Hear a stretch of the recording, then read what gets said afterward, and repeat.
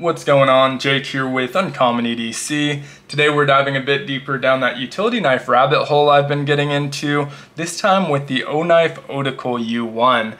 The defining features of this utility knife are probably our Thumbstud deployment, crossbar style lock, which I believe they're calling their rail lock, and probably most notably different from the previous utility knife that Oknife released is that they scrapped the proprietary blades, and so that's a very welcome change. You can see this one has a Work Pro blade on it. That is what comes with it, and it will take standard size utility razor blades, and so very happy about that change overall. Mine is finished with their Doughnut finish, and I don't mind that. It's not something I actively seek out, but I kind of like the design, so happy to pick it up in that finish when I see it. But if that's not really your flavor, they do offer a couple other options, including a carbon fiber option, which isn't true carbon fiber. It's actually G10 with the carbon fiber laminate, obviously trying to save a few bucks there, which makes sense at the price point. These are $25, but worth noting as well. There's also a new Stars and Stripes version in that red, white, and blue pattern, and so a couple different options if you don't like the Doughnut option.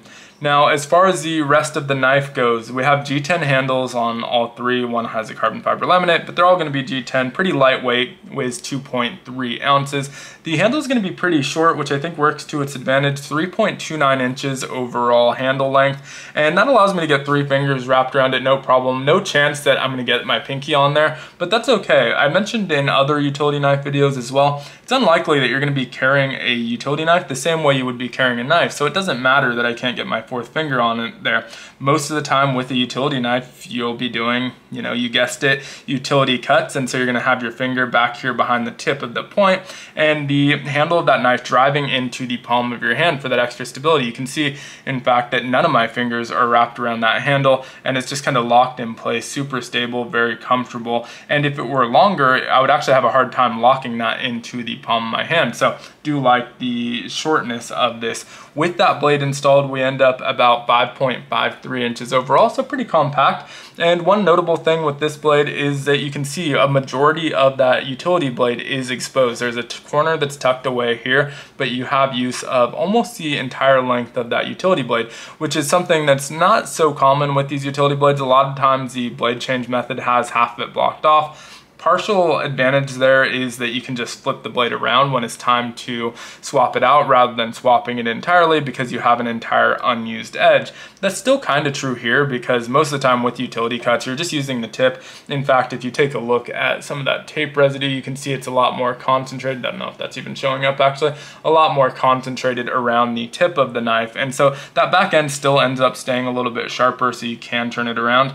And one other thing that's keeping that back end a little bit sharper is the position of our blade change instrument. So you can change the blade by hand, which is also really nice addition.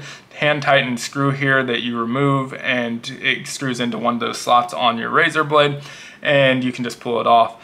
But that is in the cutting path. So if you're using the back half of this blade, a lot of times whatever you're cutting is gonna end up getting caught on that screw, keeping you kind of focused on the front end of that razor blade anyway.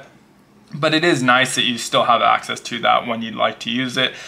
Now, that is one point that I want to bring up. I tend to try and stay away from looking at reviews before I review an item, but that doesn't hold true when I'm purchasing an item. I want to make sure the item I'm buying is reputable, going to be a solid item. And so when I purchased this on Amazon, I took a look at the reviews. There was about 300 at the time, I think, and I saw that there were 9 one-star reviews. Clicked over there just to see if there was a common theme, and there definitely was, and it was this blade change method as a failure point. So some of them had that screw fall out completely. It comes pretty tight out of the box, but once you loosen it, it's just as tight as you can tighten it with your hand unless you grab a pair of pliers or something.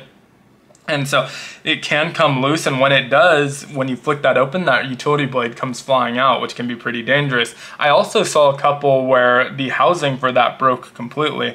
So you can see there's a separate piece here, and that arches around where that hand screw screws in. And so there was a couple where that broke. And so definitely cause for concern, but I can really only judge the one that I have. I haven't had any issues yet. If I do, I will make sure to update that in a pinned comment on this video.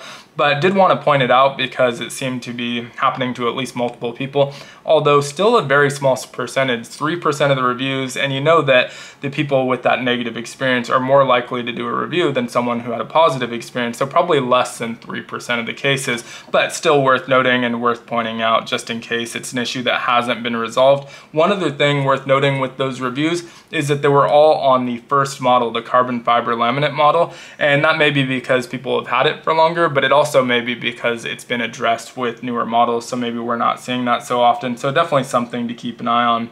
Outside of that, the action on this is excellent. The Thumbstud works great for deployment, super snappy. That access lock, or I guess rail lock in this case, also works very, very well. Have a deep carry pocket clip. Unfortunately not reversible, although I imagine you can probably modify it to be reversible because it is using one of the body screws here. So if you were to file that down, you may be able to create something that it makes it reversible, but it would have been nice if it came out of the box like that. We also have a lanyard post, really well placed in the back of the knife here, and it does ship with the lanyard, although not the most matching lanyard. This is kind of a mermaid theme, so a little bit different than our Doughnut theme. It seems like this is the same one that ships with the carbon fiber as well, so I don't think they were going for a match.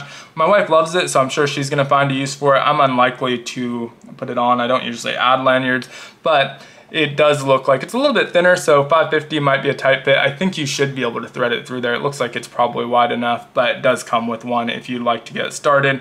Other than that, I think a pretty cool knife. Let me know what you think down in the comments if you have one, if you've had any experience with that thumb screw coming loose, or if you've been enjoying it overall. But thanks so much for watching. If you enjoyed the video, consider liking, commenting, subscribing, joining the channel as a member. They all help the channel a ton. I'll link to a couple options for picking this one up down in the description, and I hope you have a great one. Take care.